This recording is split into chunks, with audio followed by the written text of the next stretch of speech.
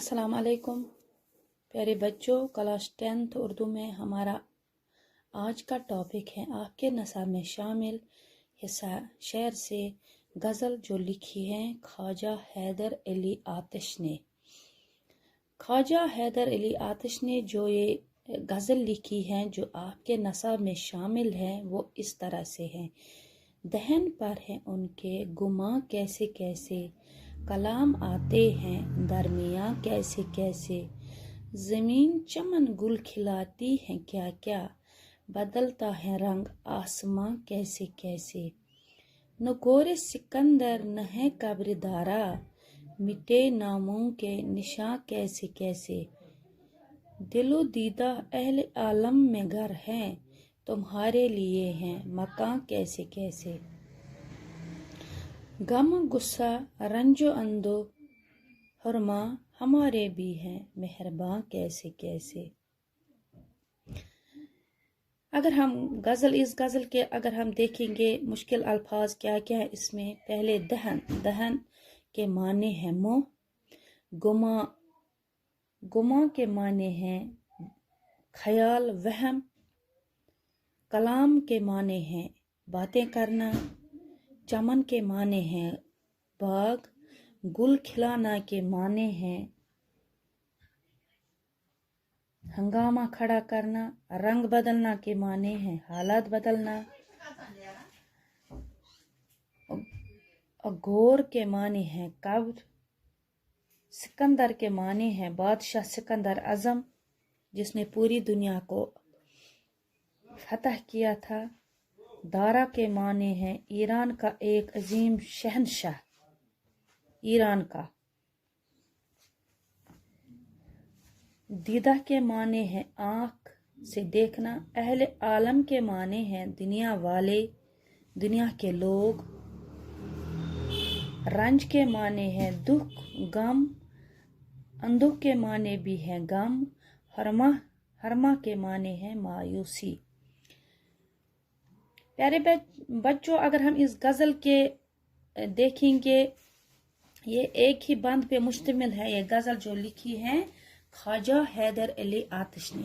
पहले ही शेर में फरमाते हैं ख्वाजा हैदर अली आतिश कि मेरे महबूब के दिल में बहुत सी बदगुमानियां थी और मेरा महबूब बहुत सी गलत फहमियों का शिकार हुआ था, और न जाने मुझे क्यों ये महसूस हुआ जब मैंने अपने महबूब से मुलाकात की तो मुझे ऐसा जाहिर हुआ कि मेरा महबूब मेरे बारे में कई गलत फहमियों का शिकार हो चुका है। प्यारे बच्चों, अगर हम देखेंगे इस गज़ल में, गज़ल के आखिर में कैसे कैसे आता है, ये इसका रदीफ है। काफिया भी इसमें तकरीबन मिलते हैं। काफिया इसमें ये है, काफिया है गुमा, दरमिया, आसमां, निशा, मकान, मेहरबान। ये काफिया है, ये भी इस गज़ल में लगभग मिलते जुलते हैं। और इस गज़ल में अगर हम देखेंगे इसका रदीफ है कैसे कैसे। और प्यारे बच्चों, जैसा कि आपको पता ही है गज़ल के हर एक शेर के माने अलग अलग होते हैं, यानी अलग अलग मतलब निकलता है गज़ल के हर एक शेर का। यहाँ पहले ही शेर का मैं माना जो मैंने आपको बताया कि जो ये महबूब था वो तो अपने महबूब के बारे में बहुत सारे गलत फहमियों का शिकार हुआ था। ये तो पहले बंद का मैंने बोल दिया, पहले शेर का। तो दूसरा शेर इस तरह है, जमीन चमन गुल खिलाती है क्या क्या, बदलता है रंग आसमां कैसे कैसे। फरमाते हैं इस शेर में आतिश गर्दिश जमाना का तज़किरा करते हुए फरमाते हैं कि इस दुनिया में तरह तरह के फितने आते हैं, फसाद हंगामे रोनमा होते हैं, नए नए हालात नए नए वाक़ात रोनमा होते हैं। यहाँ नई नई बातें ज़ुहूर में आती हैं, वजूद में आती हैं, और उन हंगामों का सबब इस दुनिया की पैदा करदा हुसीन व जमाल और दिलकश चीज़ें हैं। लेकिन शायर साथ ही इस तरह भी इशारा करते हैं कि ये खूबसूरत अशिया ज़माने के रंग बदलने के सबब जल्दी ही ख़त्म हो जाती है। यानी कोई भी चीज़ इस दुनिया में नहीं ठहरती है, हर एक चीज़ अपने वक्त के साथ ही ख़त्म हो जाती है, बल्कि ये वजूद में आने के साथ ही तो मिट जाती है। शायर ने इस शेर में गर्दिश लैलो नहार का जिक्र बड़े मौसर तरीके से पेश किया है। यानी इसने दुनिया के बदलते हुए हालात इसने इस शेर में बयान किए हैं। तीसरा शेर इस तरह से है, न गोरी सिकंदर है न है कब्र दारा, मिटे नामों के निशान कैसे कैसे। फरमाते हैं इस शेर में, फरमाते हैं आतिश कि अगर हम देखेंगे सिकंदर आजम को, जो यूनान का बहुत बड़ा बादशाह था जिसने पूरी दुनिया को फतह कर दिया था, यानी वो भी न टिक सका इस दुनिया में। अगर हम दारा का देखेंगे, ईरान का अजीम शहनशाह और फातिह शहनशाह, जिसने सिकंदर आजम को भी शिकस्त दे दी थी, वो भी नहीं टिक सके, वो भी, उनका भी नामो निशान ना रहा इस दुनिया में। शायर दुनिया की नापायदारी का जिक्र करते हुए फरमाते कि इस दुनिया में कितने ही बहादुर और मशहूर लोग आए, लेकिन कोई यहाँ हमेशा के लिए न रह सका।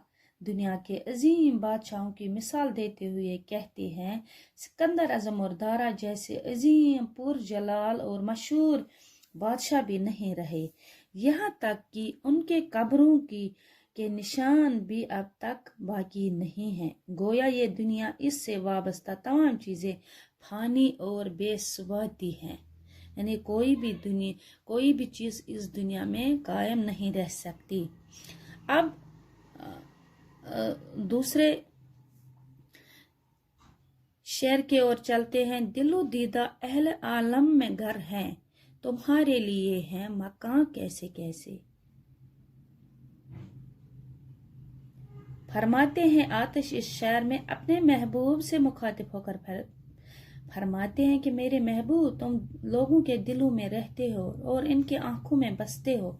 तुमने दुनिया वालों के दिलों में घर कर लिया, उन्होंने तुम्हें आंखों में बसा रखा। अब तुम ही कहो कि रहने के लिए इससे अच्छे मकान और क्या सकते हैं। गोया महबूब लोगों के दिलों और इनकी आंखों में घर किए हुए हैं।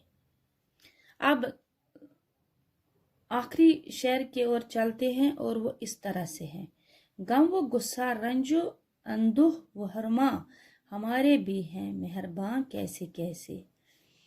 फरमाते हैं आतिश मक्ता में, इस गजल के मक्ता में फरमाते हैं, दुनिया में खुशियां